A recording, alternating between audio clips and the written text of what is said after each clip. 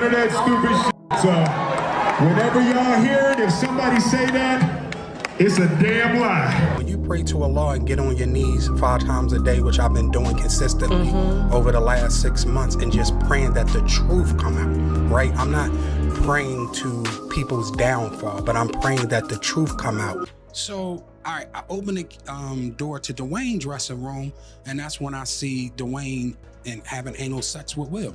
There was a couch, and Will was bent over on the couch, and Dwayne was standing. Hey, what's up, King Son? Man, you doing it, man. You deserve it, Daddy. You putting in that work. Proud of you. I love you. Yeah. In a Manhattan federal courtroom, the air crackles with tension. Word has rippled out of the trial that leaked audio recordings may exist, purportedly catching Sean Diddy Combs in conversation with Will Smith, rapper Meek Mill, and even Bishop T.D. Jakes. No official confirmation has been offered, but the mere talk of such a tape sent spectators into a frenzy. On social media, celebrity reactions exploded. Will Smith publicly distanced himself, quipping mid-concert, "I don't have tea to do with Puffy," and insisting he ain't been nowhere near no damn freak-off. Meek Mill blasted the rumors as an attack on his name and revealed the craziest thing he ever saw at a Diddy party was just coke vibes, implying wild cocaine use, not the lurid orgies now being whispered about. He made this clear after producer Lil Rodney's lawsuit, which never named Meek, sparked baseless speculation.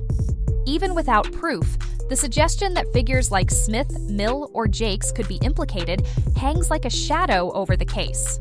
The court's focus, however, quickly shifted back to the direct evidence on the stand.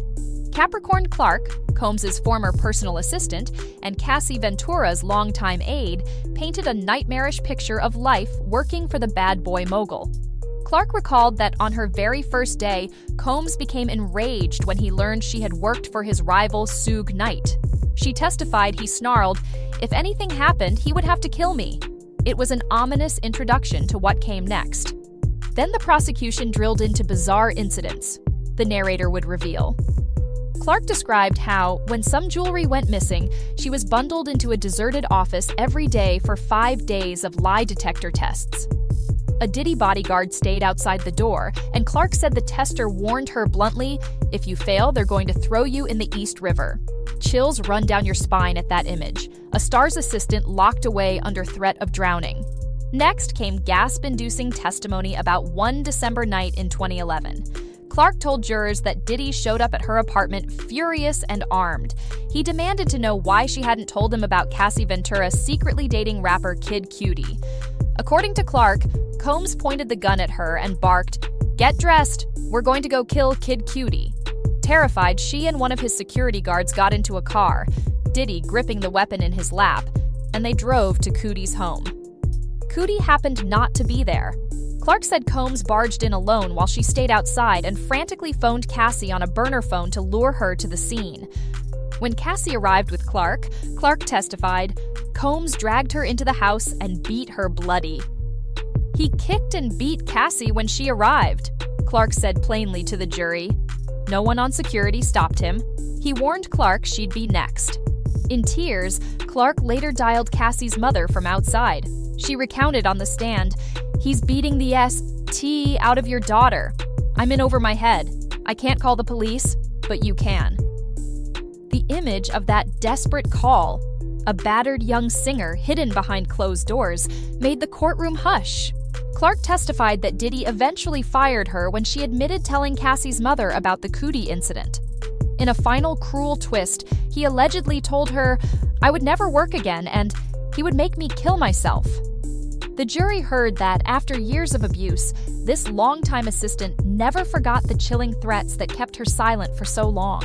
Next, former Danity Kane singer Dawn Richard took the stand. She vividly described seeing Combs abuse Cassie Ventura in 2009, years before this trial. One morning in Los Angeles, Dawn testified, Cassie had tried to make breakfast and accidentally made eggs wrong. An enraged Diddy stormed out of a bedroom yelling, "Where the was my food?" He grabbed the skillet full of eggs and swung it at Cassie's head. Dawn recalled, only for the pan to scrape past her as she fell to the floor. The spectacle horrified Dawn and another bandmate. Cassie sat stunned, bleeding over scrambled eggs. But that wasn't the only time Dawn saw Combs attack Cassie. She testified that in 2009, before a music festival in New York, Cassie appeared wearing sunglasses with a red mark on her face. Dawn knew why. Minutes before, Combs had walked up and punched Cassie in the face with a closed fist. Worried for her friend, Dawn even put on dark shades in solidarity for the concert. Dawn recounted a third incident. During an upscale dinner with Combs, Cassie, and celebrities like Usher, Ne-Yo, and Interscope Records' Jimmy Iovine, Combs angrily hit Cassie in the stomach. The courtroom imagined the scene. Pop stars and executives recoiling as Cassie gasped in pain. Defense lawyers noted Richard's lawsuits mentioned the punch, but not the high-profile guests, suggesting inconsistencies. In cross-examination, Diddy's team pointed out Dawn's past civil suit against him. She alleged inhumane conditions and groping on tour, but the jury was left with her chilling memories. Time and again, Diddy flew into fits of rage, striking the young Cassie with pots, fists, and kicks. The evidence didn't stop at testimony. On May 16th, government agents, led by Homeland Security Special Agent Yasmin Binda, presented the jury with photos from Diddy's Manhattan hotel room, raided immediately after his arrest. The snapshots revealed a bizarre array of items: piles of cash totaling $9,000, dozens of pills and syringes, and plastic bags testing positive for MDMA, ecstasy, and ketamine. But the most sensational finds were the freak-off supplies. Agent Binda described stumbling upon bottles of Johnson's baby oil and pink Astroglide lubricant hidden in the suite. In one closet bag, she found Ziplocs filled with baby oil and personal lube. On the nightstand lay 2 more bottles of lubricant and even a prescription pill bottle labeled Frank Black. The jury was shown close-ups of these bottles. Binda testified that lights and a colored mood lighting device were also in the room, suggesting the space was prepped for parties. Imagine, under a plush hotel bed, behind a closet door, racks of sexual lubricants and tools. The prosecution noted that prior witnesses, including Cassie and Clark, had described Diddy using these very products in the freak-offs. Here, the jury could see them for themselves. Binda said explicitly, "We found several bottles of baby oil in the bathroom and living room, and even a nightstand lamp rigged for ambient light."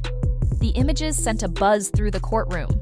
Was this the hidden playroom Cassie feared? All while poor Cassie endured nightmares, unbeknownst to the public. A final blow came from an anonymous government witness known only as Mia. She too had been employed by Diddy, as a friend of Cassie's, and spoke under a pseudonym to protect her safety. Mia testified that her job, night after night, was to clean up the hotel suites after Combs's freak-off parties. She described the scenes as destroyed: mattresses stripped of sheets, fabrics stained, vomit and bodily fluids on the floors. The jury shuddered. These were luxury hotel rooms left in bloody shambles, meticulously detailed by a witness.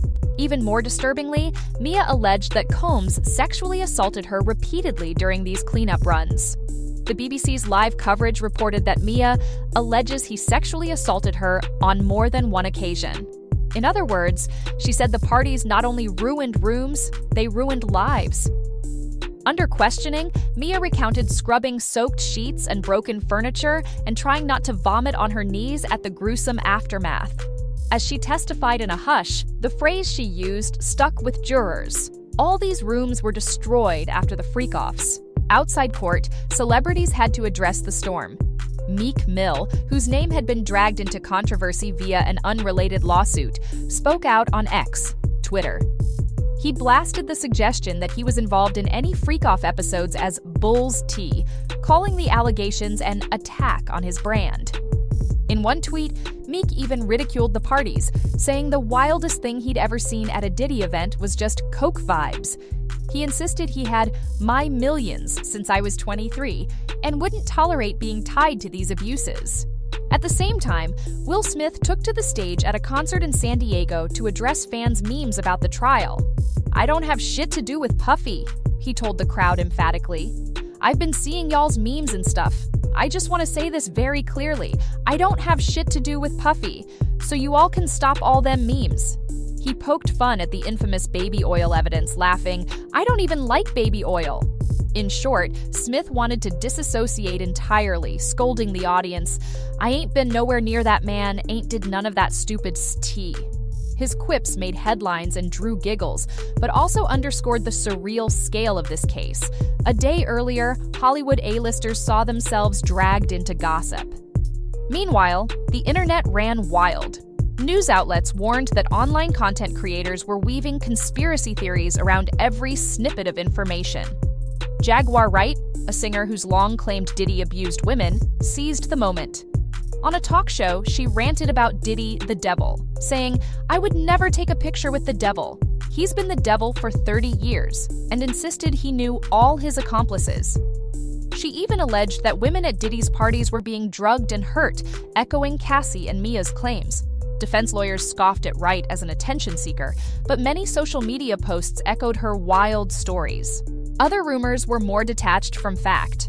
One recirculated lawsuit inexplicably added Jay-Z as a co-defendant in an unrelated alleged crime and hinted Beyoncé knew something, sending fans scrambling to Google every public appearance of the Carters. One Twitter user even tweeted a claim that a sealed Prince recording featured in the trial, a verifiably false report that fact-checkers debunked. The point is, a feeding frenzy has gripped Twitter and Instagram, with dozens of insiders and TikTok sleuths posting take after take on unconfirmed evidence. Amid this chaos, journalists and legal experts stress none of these social media claims have been substantiated in court. So far, only paid witnesses like Clark, Richard, and Agent Binda have delivered sworn testimony backed by courtroom evidence. Every player from Jay-Z to Jake's remains officially off limits. But in Hollywood bars and group chats, the whispers grow, what's really on those sealed tapes? As the trial marches on, the biggest question may lie offstage. Prosecutors have hinted there's more to come, but much remains locked away in sealed files. What could those recordings contain? Some speculate they'll name additional accomplices or spell out a broader conspiracy. Others worry they might even include further celebrities drawn into the freak-off parties. No one outside the courtroom knows for sure. For now, the atmosphere in Manhattan is electric. Reporters camp out by Diddy's apartment and the courthouse steps. Fans and critics tweet minute-by-minute updates, making memes of every surprised expression. Even Hollywood insiders admit they're watching closely, producers worrying how these revelations might taint projects, and actors reassessing friendships. One thing is clear. Regardless of the verdict, the Diddy trial has shattered illusions. It has exposed a sordid world of power, betrayal, and fear lurking behind the glamour of music fame. As the final days unfold, lawyers motion and cameras roll. The city holds its breath, and Hollywood braces for impact. What's next? Nobody knows, but after the bombshells that have already dropped, anything is possible.